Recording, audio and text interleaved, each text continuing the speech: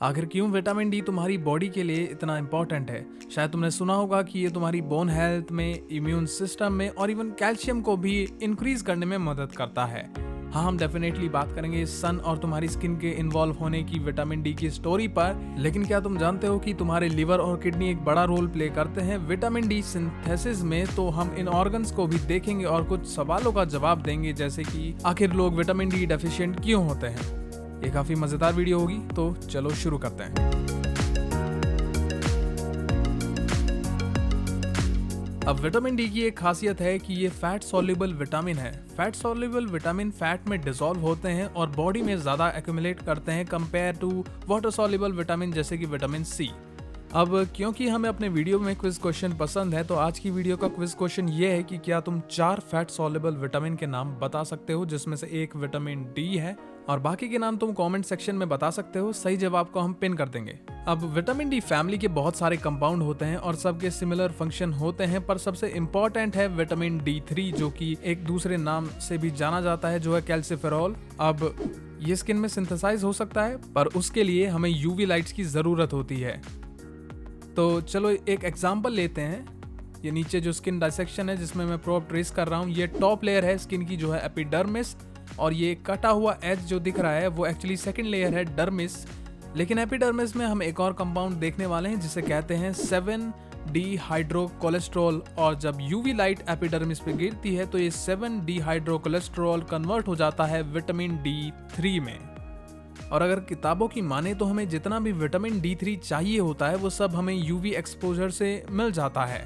बेशक इसको हम अपनी डाइट से भी ले सकते हैं, हालांकि बहुत कम फूड्स हैं जो विटामिन डी से पैक्ड होते हैं, पर ये मिल सकता है जैसे फैटी फिश या फिश ऑयल में, या फिर कुछ फोर्टिफाइड प्रोडक्ट्स में जैसे कि डेयरी प्रोडक्ट या फिर दूध भी कई बार, और इवन ऑरेंज जूस या कुछ सप्लीमेंट्स होते हैं। पर सोचने वाली बात तो यह है कि इसके बावजूद भी लोग डेफिशिएंट होते हैं विटामिन D3 या फिर कोलीकैल्सिफेरॉल में।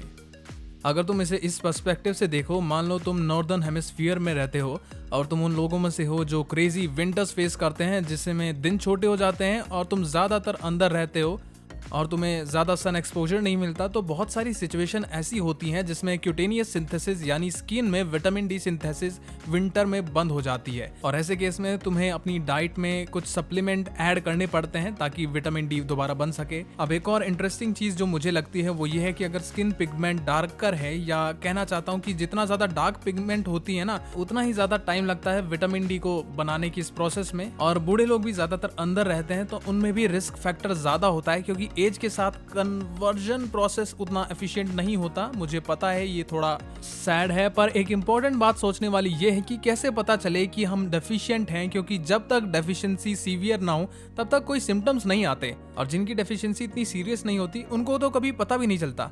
तो आखिर पता करे कैसे? वेल सिंपल है, टेस्ट करवा के। अब ये विटामिन D3 या कोलीकैल्सिफेरॉल जो या तो स्किन में सिंथेसाइज हुआ था या डाइट से आया था फूड या सप्लीमेंटेशन के थ्रू, पर ये अभी भी एक्टिवेटेड फॉर्म में नहीं माना जाता, तो इसको एक और कन्वर्जन प्रोसेस से गुजरना पड़ेगा।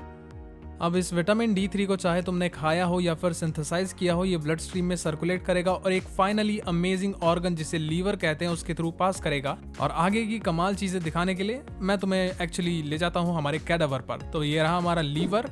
तो मैं लीवर के निचले हिस्से को ट्रेस कर रहा हूँ, और यहाँ पर ये मसल है, ये है डायफ्राम जो लीवर के ऊपर है। और जैसे ही विटामिन D3 जो कि कोलीकैल्सिफेरॉल कहलाता है लीवर में आता है, तो ये कन्वर्ट हो जाता है एक दूसरे केमिकल में जो कि होता है 25 हाइड्रोक्सी कोलीकैल्सिफेरॉल में।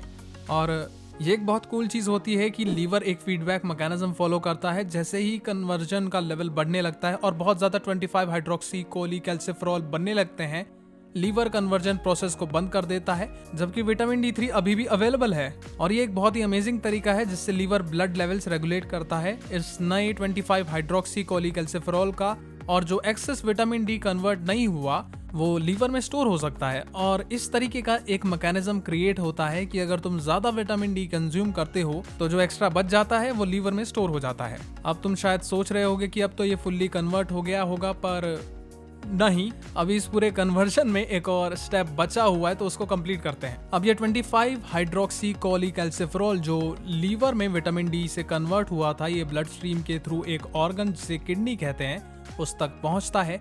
और अगर तुम ये कूल डाइसेक्शन देखो तो हमने एक किडनी का फ्रंटल सेक्शन दिखाया है। तो इस ऊपरी हिस्से से, जहाँ पे मैं प्रॉप रख रहा हूँ, यहाँ से ब्लड आता है और वो 25 हाइड्रोक्सी कोलीकैल्सिफेरॉल ब्लड स्ट्रीम के थ्रू जाएगा और किडनी के आउटर पोर्शन, जिसे रेनल कॉर्टेक्स कहते हैं, वहां तक पहुंचेगा। और उस रेनल कॉर्टेक्स के अंदर छोटी सी टिब्यूल होती है जिसे प्रॉक्सिमल कॉन्वोल्यूटेड टिब्यूल कहते हैं।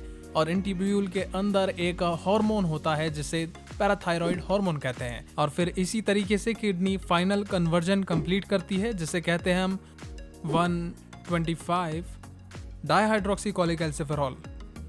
इसका नाम बस लंबा होता जा रहा है। और फाइनली हम इसके एक्टिव फॉर्म के एकदम एंड में आ चुके हैं। तो बहुत बढ़िया, कांग्रेट्स। तो अब ये अपना मेन इफेक्ट दिखाना स्टार्ट कर सकता है, बट मैं वापस आऊंगा पैराथायरॉइड हार्मोन के पास। खैर, अभी के लिए एक दूसरे डाइसेक्शन पर चलते हैं। ये एक ट्रैकिया यानी तुम्हारी विंड पाइप है, और ये है तुम्हारी लैरिंग्स, जिसे हम निकनेम देते हैं एडम्स एप्पल का। तो अगर मैं यहाँ पर टच कर रहा हूँ तो इसका मतलब ये है कि मैं यहाँ पर टच कर रहा हूँ। पर मैं इतना बता देना चाहता हूँ कि लैरिंग्स या एडम्स एप्पल के नीचे वाली स्ट्रक्चर का ये छोटा ऑर्गन, जिसे कहते हैं थायराइड ग्लैंड।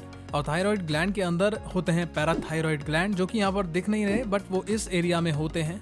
और parathyroid gland, surprise surprise, parathyroid hormone secrete करते हैं।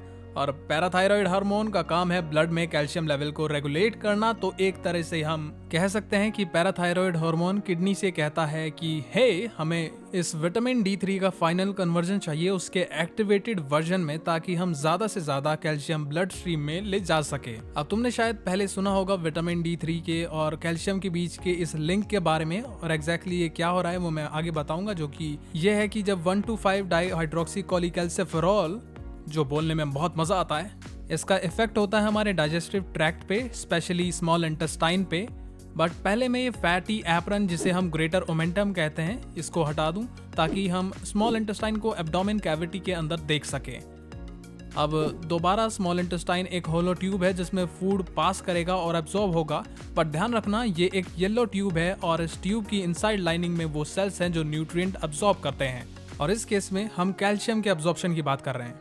ये 125 डाइहाइड्रोक्सी कोलीकैल्सिफेरॉल इन इंटेस्टाइनल सेल्स को ज्यादा कैल्शियम बाइंडिंग प्रोटीन बनाने को बोलेगा, ताकि ये कैल्शियम बाइंड करें और तुमने जो भी खाना खाया हो उसमें से सारा कैल्शियम एब्जॉर्ब कर लें। और ये वाकई काफी अमेजिंग प्रोसेस है। और कैल्शियम इतना इंपॉर्टेंट क्यों है बॉडी फंक्शन के लिए? वेल, ये बोन हेल्थ के लिए काफी जरूरी होता है, नर्वस टिश्यू और मसल टिश्यू की प्रॉपर फंक्शनिंग के लिए काफी जरूरी होता है। तो तुम देख सकते हो कि विटामिन D3 का एक्टिवेशन प्रोसेस और कैल्शियम एब्जॉर्प्शन कितना इम्पोर्टेंट है। और सच्ची बोलूं तो ये काफी अमेजिंग भी होता है। और क्योंकि ये इतना अमेजिंग है, मैं एक व्हाइट बोर्ड सेशन करना चाहता हूं, ताकि हम सारे स्टेप्स क्लियर कर सकें जो हमने अभी तक डिस्कस किए। तो ये एक बॉक्स है जो हमारी स्किन को रिप्रेजेंट करता है, और हमारी स्किन के अंदर है 7 डिहाइड्रोकोलेस्ट्रॉल। जैसे ही सुंदर सूरज की किरणें हमारी स्किन पर गिरती हैं, ये 7 डिहाइड्रोकोलेस्ट्रॉल कन्वर्ट हो जाते हैं विटामिन D3 में। और ये एक्चुअली एक पाथवे है। दूसरा ये भी है कि हम विटामिन D3 अपने डाइट से भी ले सकते हैं। उसे मुंह में डालना पड़ेगा, चबाना पड़ेगा, निगलना पड़ेगा, और ये दोनों पाथवे एक ही जगह पर आएंगे, जो कि है हमारा लीवर। और जब विटामिन D3 लीवर में आएगा तो ये कन्वर्ट हो जाएगा 25 हाइड्रोकोलीकैल्सिफेरॉल में।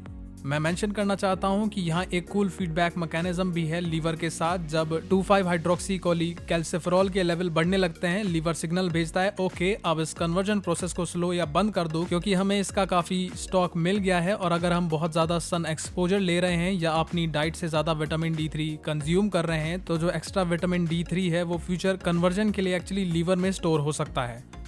और जब ये कन्वर्जन हो जाता है तो ये केमिकल एक्चुअली किडनी में जाता है, और पैराथायरॉइड ग्लैंड की मदद से ये नीचे पैराथायरॉइड हार्मोन सिक्रीट होता है, क्योंकि फिर से पैराथायरॉइड ग्लैंड का काम है ब्लड में कैल्शियम लेवल को रेगुलेट करना। और ये 25 हाइड्रोक्सी कोलीकैल्सिफेरॉल एक्चुअली कन्वर्ट हो जाता है 125 डाइहाइड्रोक्सी कोलीकैल्सिफेरॉल में, जो बोलने में काफी मजेदार है। और इस स्टेप पे हमारे पास इसका एक्टिवेटेड फॉर्म होता है, और ये वही पॉइंट है जहां से सारा जादू शुरू होने वाला है। और फिर ये स्मॉल इंटेस्टाइन में जाता है, और ये 125 डाइहाइड्रोक्सी कोलीकैल्सिफेरॉल वहां के सेल्स को ज्यादा कैल्शियम बाइंडिंग प्रोटीन बनाने के लिए मजबूर करेगा, जो न्यूट्रिएंट्स एब्जॉर्ब करेंगे। अगर हम प्रोटीन्स का नंबर बढ़ा देते हैं तो हम कैल्शियम एब्जॉर्प्शन भी बढ़ा देंगे, और ये विटामिन D का एक मेन फंक्शन है। ये सब कुछ ब्लड स्ट्रीम में ज्यादा कैल्शियम लाने के लिए हो रहा है और जैसे हमने पहले कहा था ये काफी अमेजिंग। अगर विटामिन डी का कैल्शियम पे इफेक्ट इनफ अमेजिंग नहीं है तो और भी पोटेंशियल इफेक्ट्स हैं जो विटामिन डी पूरी बॉडी पे डाल सकता है। और मैं पोटेंशियल इसलिए कह रहा हूँ क्योंकि और रिसर्च और इन्फॉर्मेशन की जरूरत है ताकि हम समझ सकें कि ये मैकेनिज्म कैसे काम करते हैं। फॉर एग्जाम्पल काफी इम्यून सेल्स के पास एक्टिवेटेड विटामिन डी के रिसेप्टर्स होते हैं, तो ये माना जाता है कि ये इम्यून सिस्टम को प्रमोट कर सकते हैं, इन्फेक्शन और इन्फ्लेमेशन से लड़ने में हेल्प कर सकते हैं। और कुछ लेबोरेटरी स्टडीज ने दिखाया है कि विटामिन डी कैंसर सेल्स की ग्रोथ को भी रोक सकते हैं। तो ये काफी कूल चीजें हैं जो हम विटामिन डी से एक्सप्लोर कर सकते हैं। अब चलो वापस आते हैं विटामिन डी डेफिशिएंसी के डिस्कशन पे। जैसे हमने पहले मेंशन किया था, लोग जिनके पास माइल्ड या मॉडरेट डेफिशिएंसी होती है उनको पता ही नहीं चलता क्योंकि वो एसिम्प्टोमेटिक होते हैं, मतलब उन्हें कोई सिम्टम्स नहीं आ रहे होते हैं इस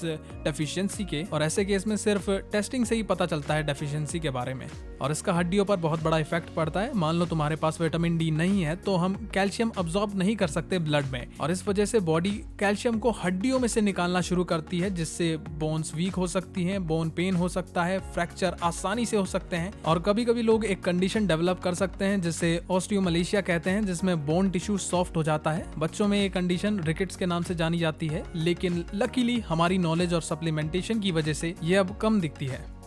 पर एक और कूल चीज जो सोचने लायक है विटामिन डी के बारे में वो ये है कि हम इसे सन से भी ले सकते हैं। बट एक चीज जो मुझे मेंशन करनी है वो ये है कि मैं उन लोगों में से हूँ जिन्हें इजीली सनबर्न हो जाता है पूरे शरीर पे, तो मैं सनस्क्रीन लगाता हूँ जो विटामिन डी फॉर्मेशन को रोकता है क्योंकि सनस्क्रीन यूवी रेडिएशन को ब्लॉक कर देता है। और मुझे तो ये बहुत ही क्रेजी चीज लगती है कि एक तरफ सन से एक्सपोजर लेना बहुत ज्यादा जरूरी है और दूसरी तरफ ज्यादा एक्सपोजर ले लिया तो तुझे कैंसर हो जाएगा। भगवान ही बचाया भाई।